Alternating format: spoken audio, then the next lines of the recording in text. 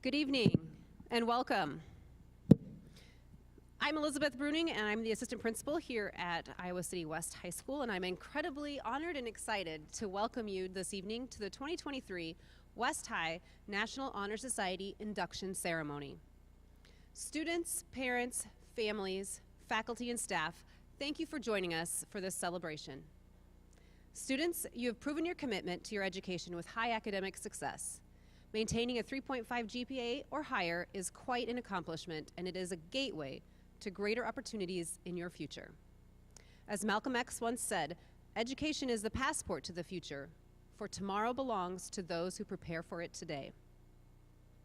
I would like to take a moment to recognize Carolyn Walling, our NHS sponsor and science teacher, and Counselor Greg Yoder for his NHS advisement. Thank you both for your commitment to our students and their success. Scholarship, service, leadership, and character. These four pillars of National Honor Society embody our two student speakers, Nate Weimer and Himani Laroya. Nate is a shining example of what it means to be a scholar who consistently exhibits impeccable character. Nate has been an outstanding ambassador for West High in many areas, but the one area that stands out is debate. Nate is one of the most decorated debaters to ever come through our school. He has 9 career qualifying bids to tournaments of champions, is a 2-time national qualifier, 3-time state champion, and is the reigning Iowa Debater of the Year. Nate's favorite class at West has been AP Literature because he loves reading and interpreting the texts and the lively in-class discussions that follow. Combining his love of literature and debate, Nate is leaning towards attending the University of Iowa to double major in English and education, and then attend law school with hopes of teaching high school English or practicing law, or maybe both. Our second speaker will be Himani Laroya. Himani is a genuine entrepreneur. She is the founder of the Merge Youth Entrepreneurship Program. Himani said that the class that has had the biggest impact on her has been her business classes with Ms. Fickle and Ms. Hudacek because of their dynamic and interactive nature, which allowed her to explore her passions. Himani will be studying business and finance, and she is still undecided on which institution she will attend. It is my distinct honor and privilege to introduce the student speakers for the 2023 West High National Honor Society Induction Ceremony, Nate Weimer and Himani Laroya.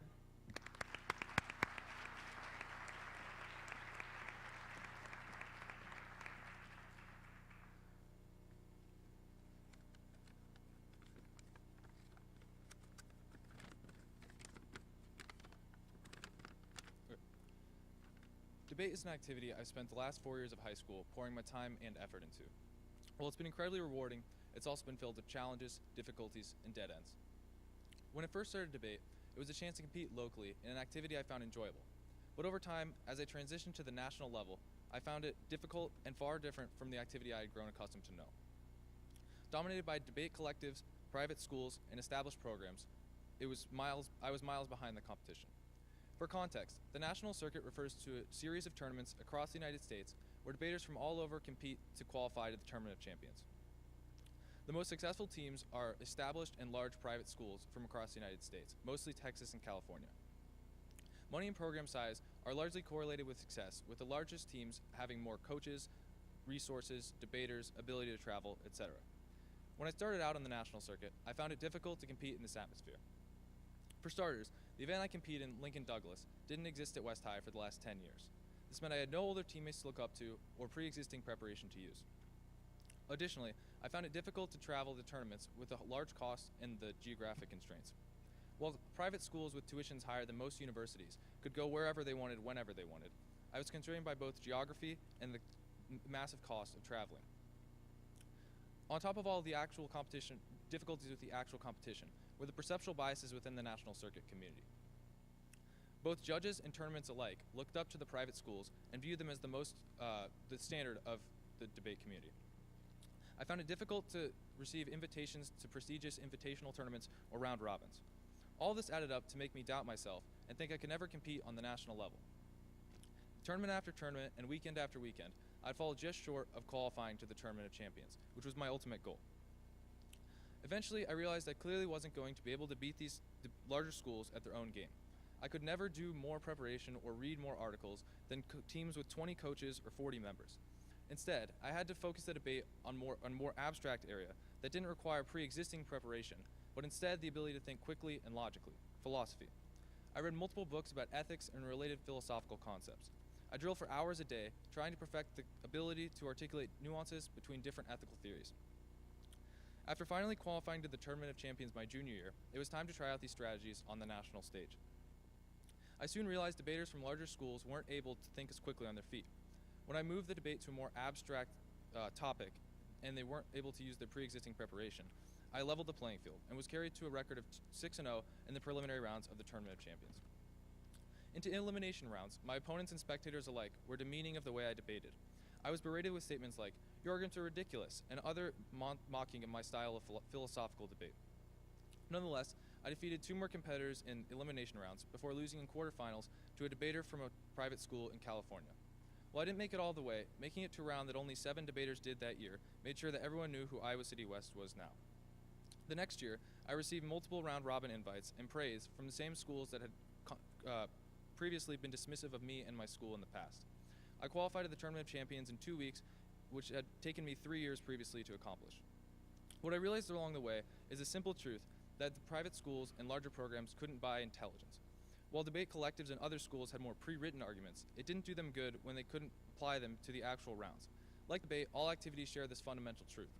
Whether it's soccer or dance or math, certain schools will always have more people or more resources, but they can't buy skill or the ability to work hard. No matter what activity you pursue, you have the ability to be the best, no matter how daunting the competition may seem. Thank you.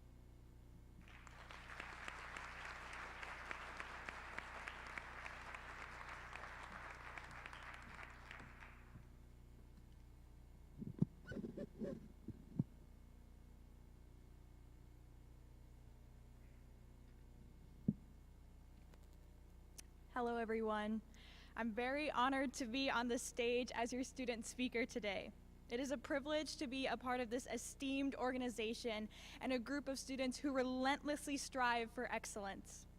Traditionally, these National Honor Society lectures are supposed to be lofty and solemn. However, many of the lessons I share with you today have evolved alongside perfecting the recipe for my favorite food. Butter chicken from Delhi, escargot from Paris, shawarma from Abu Dhabi. Out of all the worldly delicacies I've indulged in, a 33-cent ramen noodle dish enthralls me most. It's the concise instructions sitting on the back of the ramen package that fascinate me. When followed closely, they always yield a consistent result. Yet, with a little creativity, the same basic instructions can lead to a gourmet meal, one far from the traditional recipe. After multiple attempts, I have mastered the art of concocting the best ramen noodles. Step 1, open your ramen package. The core instructions at first never failed me in the kitchen or at school. The recipe for academic success included scoring high enough on a test to be placed in the advanced math track in 6th grade. When I didn't, I felt horrified. Doomed to be on the lower math track, ostracized from my similarly ambitious friends, and worried about my seemingly dull future. I drowned my sorrows in a salty noodle soup, cooked the way I knew how, exactly as the package said. Step 2, boil water in a pot. I was in hot water in middle school, not because I had pimples decorating my face or because my bubbly smile was laced with braces, because I was condemned in Math 7. Comments like, "I can't believe you're not in pre-algebra, you're Asian," took their toll on my spirit. I began to think the only way to get through the rest of my education was to overcompensate.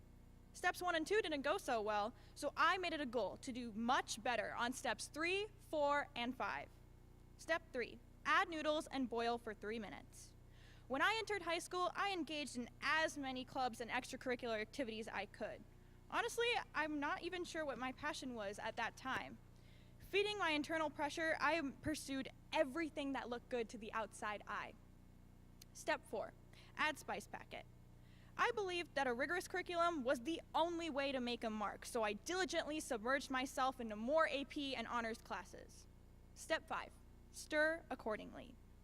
Regular volunteering and community service took over my weekends. Everything was going according to recipe, but I was not feeling fulfilled. The predetermined steps would always lead to a predicted and expected result, but not a satisfying meal. I finally realized that my journey and my ramen could not be defined by one single repetitive recipe. And that made way for the optional steps, Himani's additions. Step 6, add gochujang or red pepper paste. Understand your niche. Speech and debate introduced me to my passion for public performance. Attending 17 online tournaments and winning 14 out of them in the pandemic contributed immensely to my confidence in my communication skills. Thank you, Mr. Cooper. This confidence was instrumental in creating an online dance academy, which was conceptualized on a FaceTime call with my dance buddy while dealing with the social isolation and sadness of the pandemic. Within 2 short weeks, we created an online Bollywood dance academy for children ages 5 through 12 from all over Iowa. We conducted zero contact, online only workshops and made a profit of $2,000. The confidence that I gained from this activity introduced me to the world of entrepreneurship. An entrepreneur to me is someone who promptly recognizes a need and transforms it into an opportunity. I encourage you all to be entrepreneurs. Do not hesitate to do things that you have not seen done before. Trust yourself to take the unconventional path. And let me remind you, in addition to phenomenal grade point averages, AP classes, or extracurricular activities, making a difference in a community is as important as your academic accolades. For another Himani addition, step 7, add a fried egg garnished with green onions. Find your tribe. Joining Business Professionals of America was finding my tribe. Mrs. Fickle, my BPA advisor and one of my favorite teachers, defines a tribe as people who support you and bring out the absolute best in you. Nothing less. I want to take a minute to thank my tribe. Mrs. Fickle and Ms. Hudacek, thank you for being an integral part of my journey. I would have not become the state champion of both advanced interview skills and small business management this morning without you. Through BPA, I was introduced to MERGE, a regional economic development agency. Thank you to the entire MERGE team for allowing me to become the first MERGE Youth Entrepreneurship Ambassador and becoming the much-needed liaison between Iowa high school students and entrepreneurial resources. I want to thank my dad, my mom, and my older sister for embracing my dreams and ambitions as much as I did. My heartfelt thanks to my BPA members and fellow state champions, Helena and Leon. And thanks to my best friends, Bryn and Caitlin, for being the unparalleled support system I needed. Thank you to each and every one of you who became my tribe. Step 10, serve. Coming into high school, I thought there was only one way to thrive. I was convinced there was only one definition of success, but I was wrong. There is so much value in being different. Create your own definition of success. When conflict rears its head, I see it as an entrepreneurial venture, an opportunity to steer further away from the conventional student and instead be the passionate, original individual. By forging my path, I am able to help others do the same. And I now know that who I am today is just a piece of who I will become. Just like Himani's gourmet ramen, far from the replicable packet instructions. Thank you so much, everyone.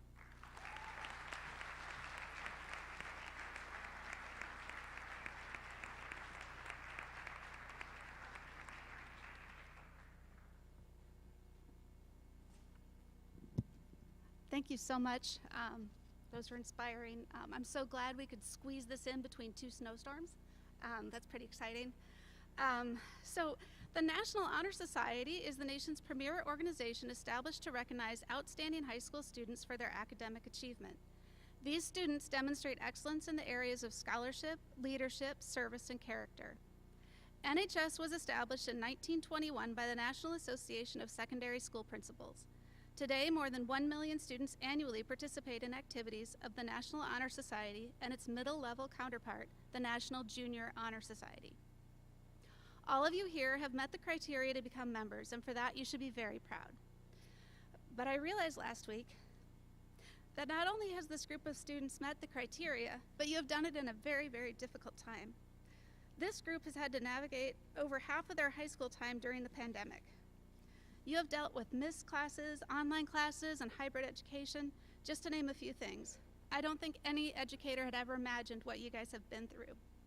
But you have lived through it, and you have persevered, and I'm very proud of you, and I'm not gonna cry. Yay. Yeah.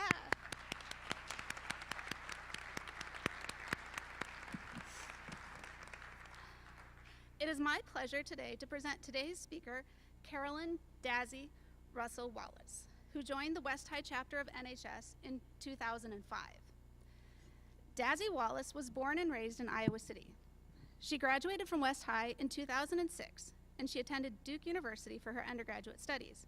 She returned to Iowa City for law school.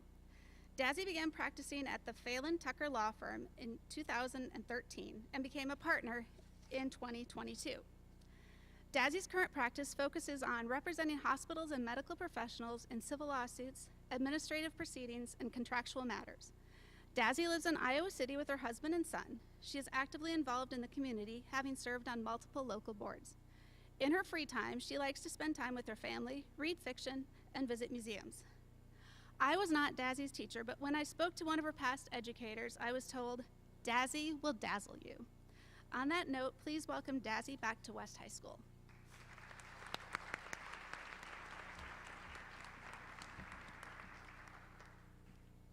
Thank you so much for that warm welcome.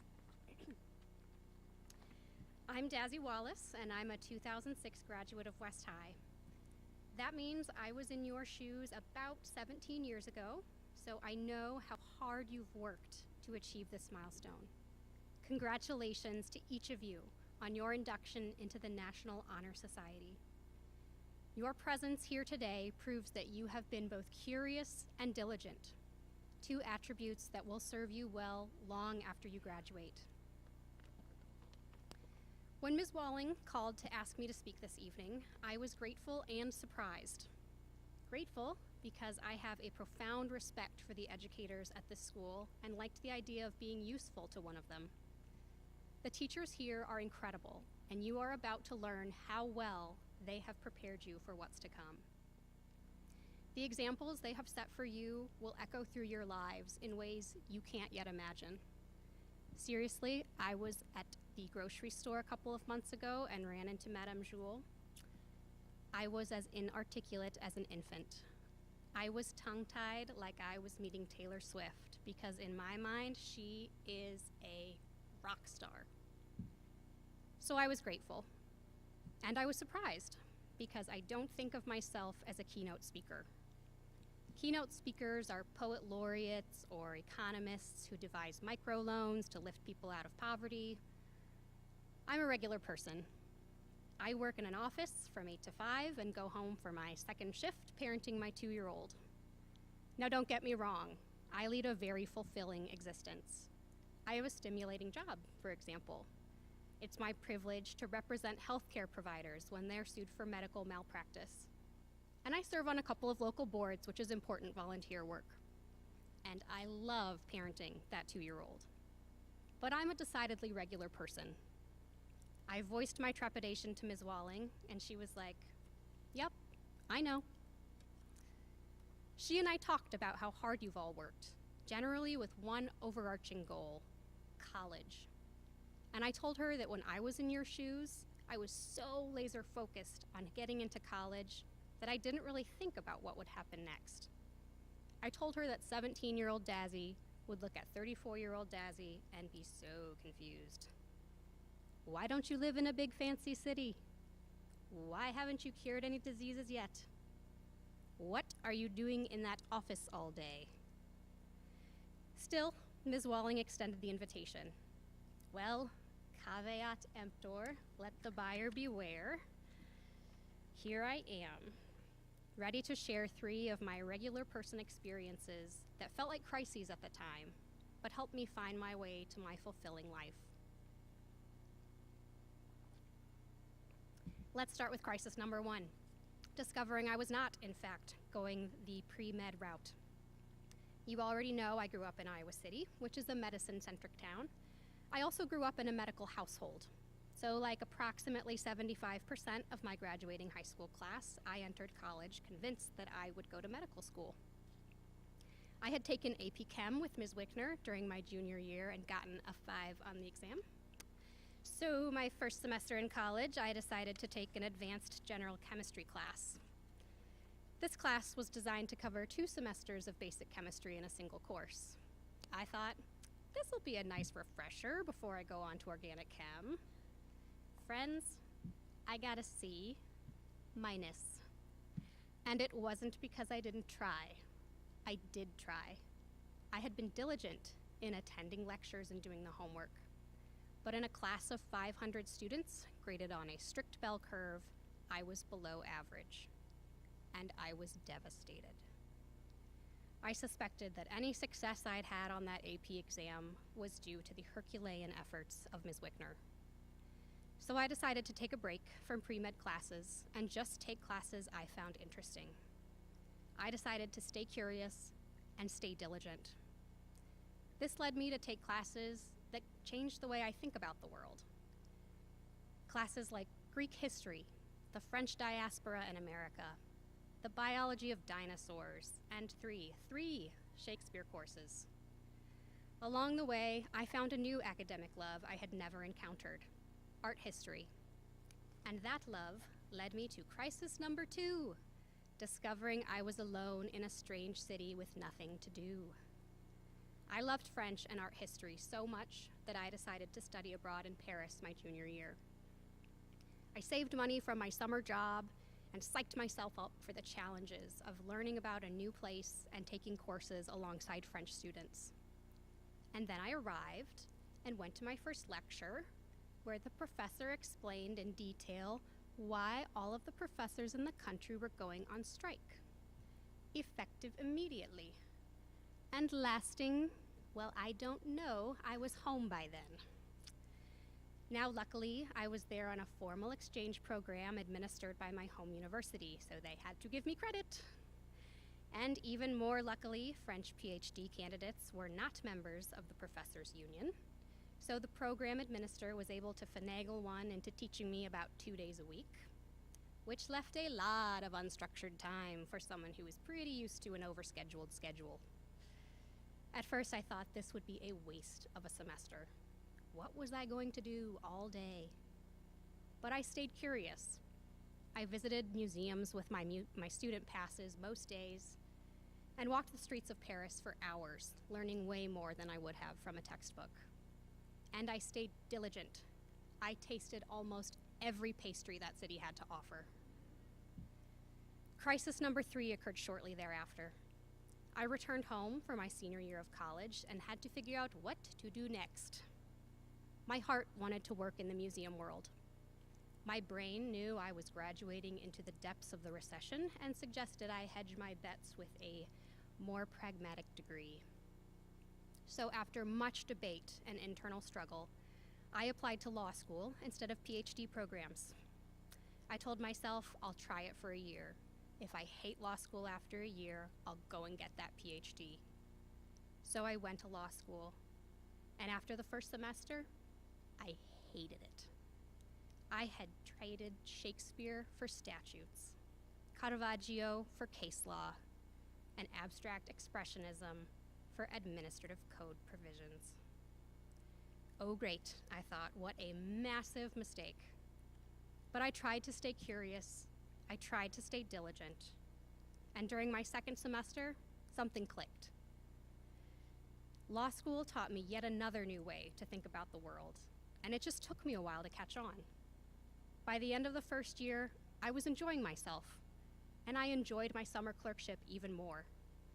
Now I've been a lawyer for almost 10 years, and every day there's a new issue to analyze or a new client who needs help navigating a stressful situation. Sometimes I look back at these crises and wonder if I chose the right path. Should I have stuck it out in the pre-med track, for example? Maybe.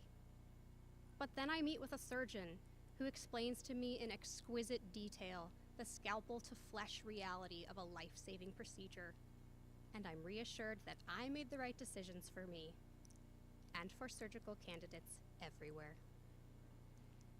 Yes, 17-year-old Dazzy would be miffed, but 34-year-old Dazzy feels pretty good about where I am now. I wish the same or better for all of you. I hope you stay curious and diligent. Keep up the good work. I can't wait to see what 34-year-old you is up to. Thank you.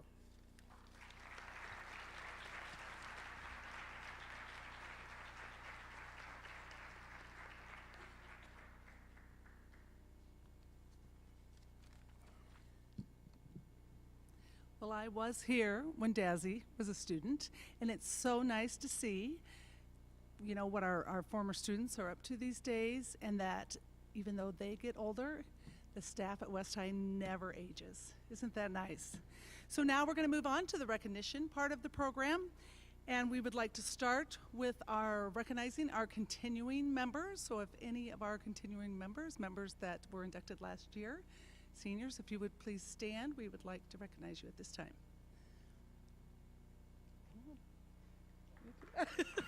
You too.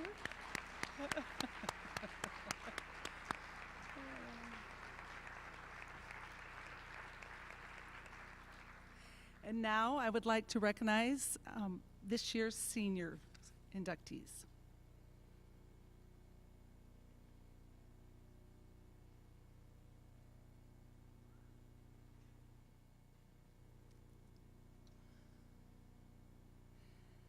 Lena Ali.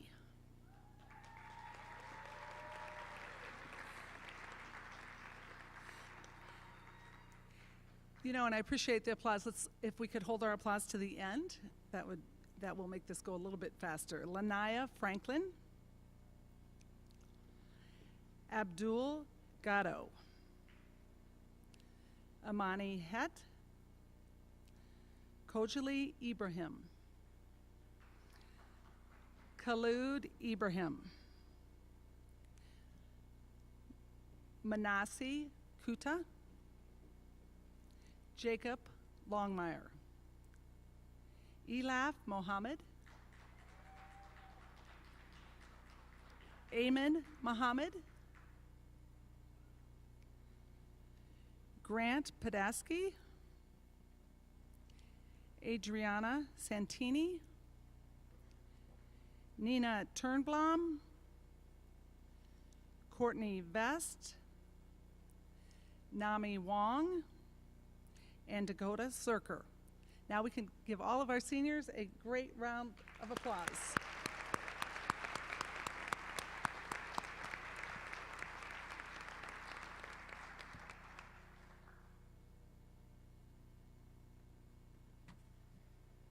All right, now we're going to recognize and welcome our new junior members to NHS. Juniors, are you ready? Okay. Zain Abu Hijla.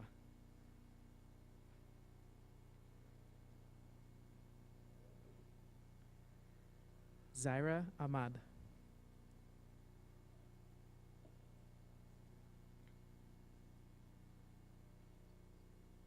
Sorry, I'm thinking about this last name pronunciation. I'm going to get it though.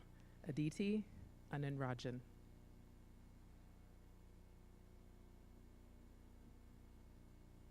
Maria Arshava.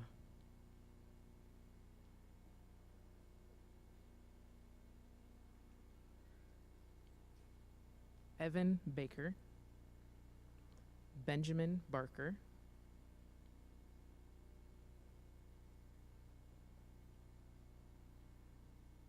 Violet Bauman. Defna Bayman. Matthew Bedell. Caleb Benson.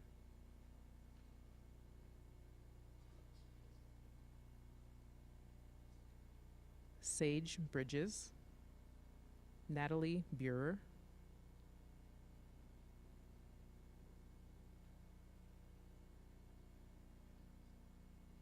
Matt Cannon. Mohammed Chikmas. Benjamin Siliberto.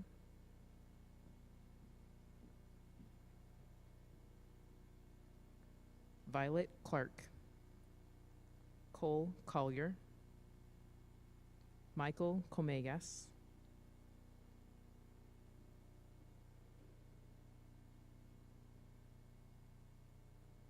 Fletcher Cordry.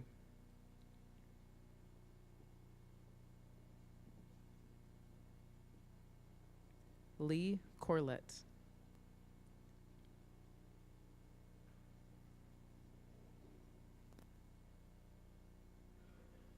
Dylan Crocco. Helen Sway. Cece DeYoung. Andrew Dong. Jack Dorrell. Dorrell. Braden Doyle. Damin Dernev. Alana Eckstein. Riley Eig.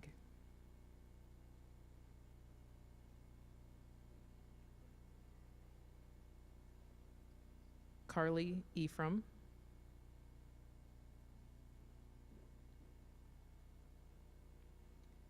Juliana Epping.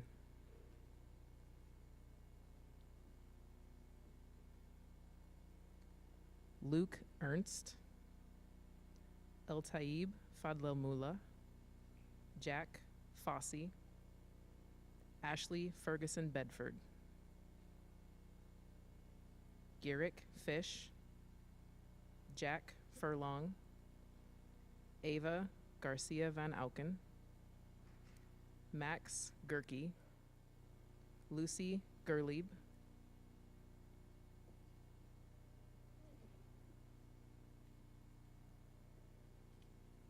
Tessa Gibson.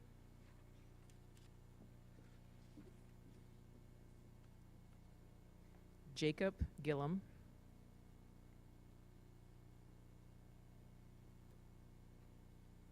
Brooklyn Graham.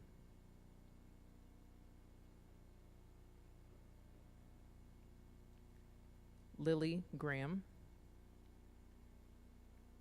Andy Ham.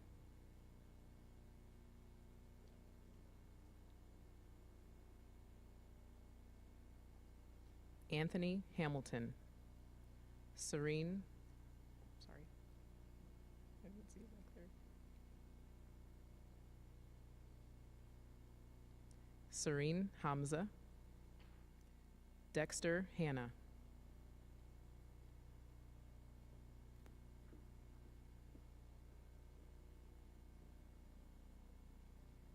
Wasal Haroon.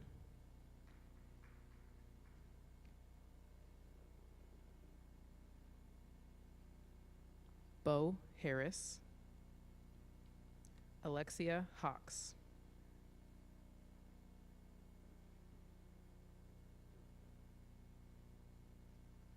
Florence Hiu.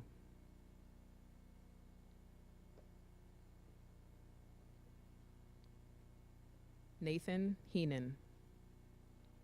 Jarrett Henricks.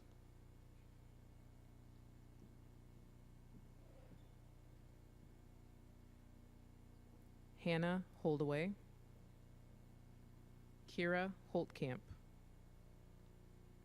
Isaac Howe. Rowan Ibrahim. Aiden Jacobson. Jocelyn Jacobson. Deja Jordan. Hala Kamal. Priscilla Kangney.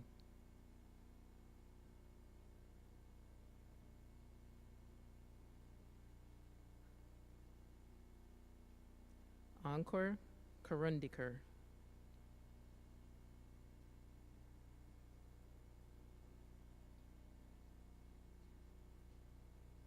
Benjamin Kleiman. Jacob Cook. Kamakshi Kuchel.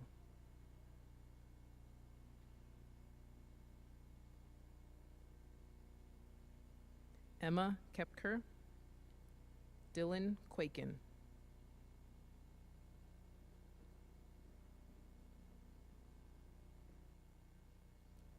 Daniel Kwok. Malay Lacey. Jane Lamb.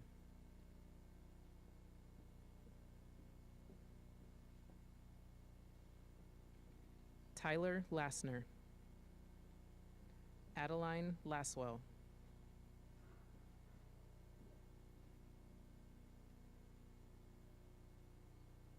Aaron Lawler.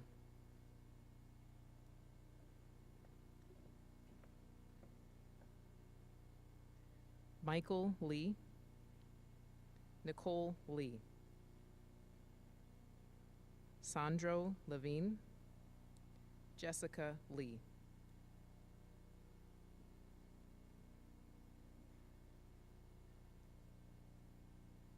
Karen Liu. Zach Logsden.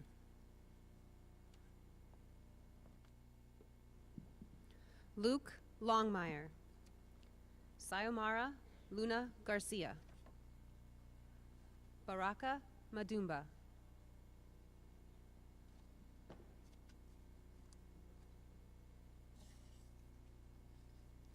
Vinicius Mara.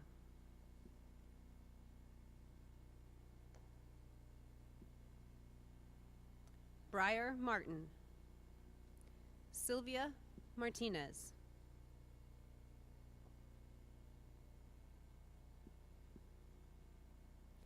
Kale Masher.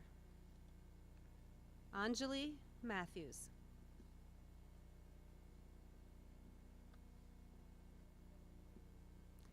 Ginger McCartney.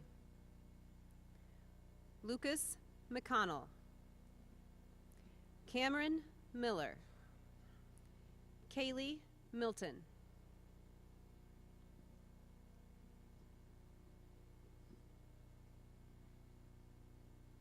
Omer Muhammad Noor. Ahmed Muhammad. Gabrielle Moniza.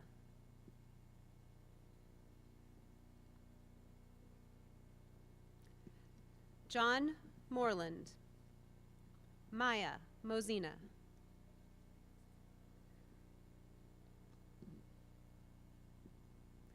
Mo Musa.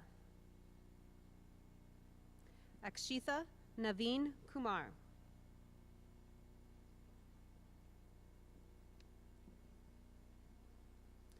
Charlie Nelson.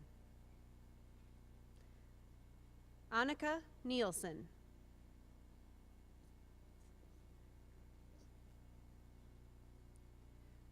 Whitney Knoller.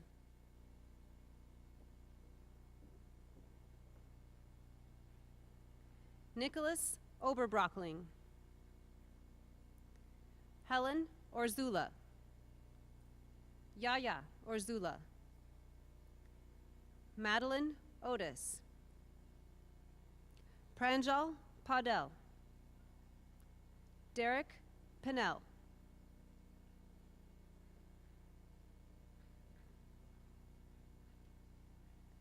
Helen Penning. Reef Persons. Nicholas Pfeiffer.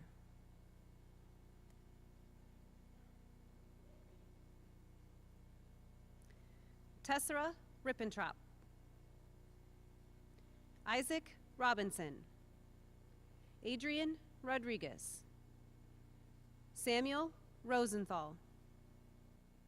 Sigrid Rossi.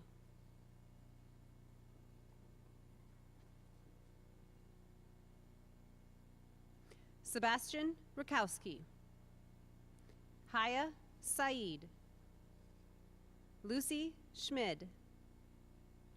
Madeline Schroeder.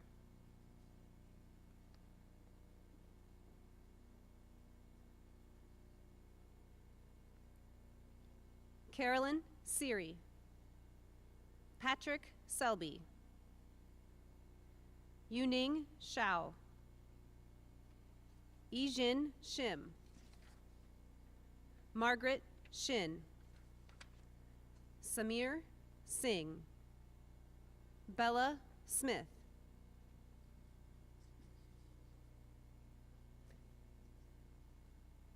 Zoe Smith. Emma Stameyer.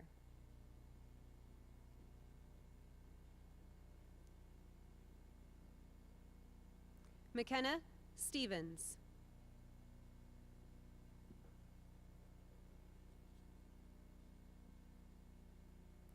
Nora Steer.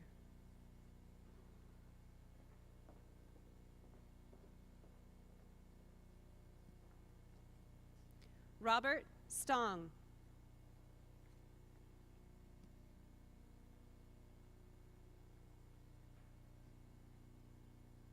Madeline Struthers.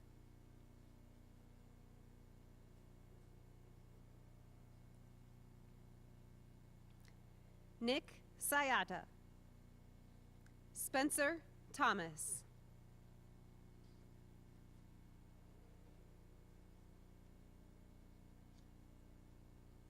Alexis Tibasar. Isabella Tisdale.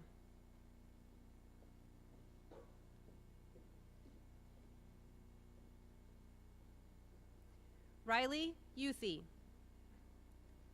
Dane Van Dyke. Amy Varga.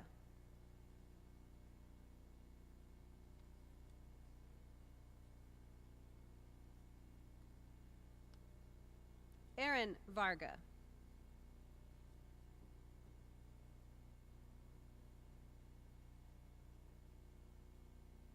Anna Vosi.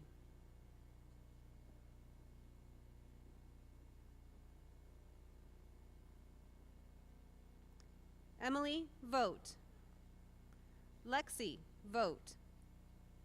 Vismitha Vupala.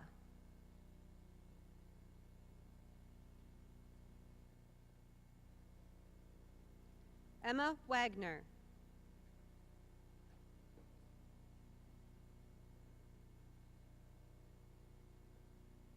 Cindy Wang. Eleanor Whites.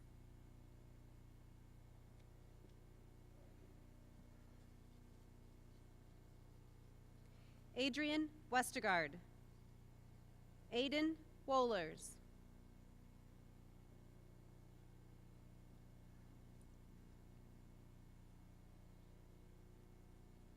Lucy Wolf.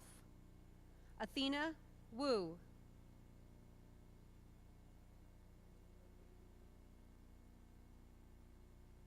Leon Wu. Richard Wu. Alex Yao.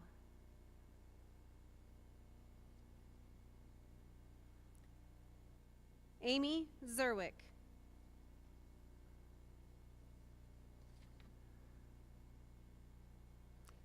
And Lily Zukin. Let's give these juniors a round of applause.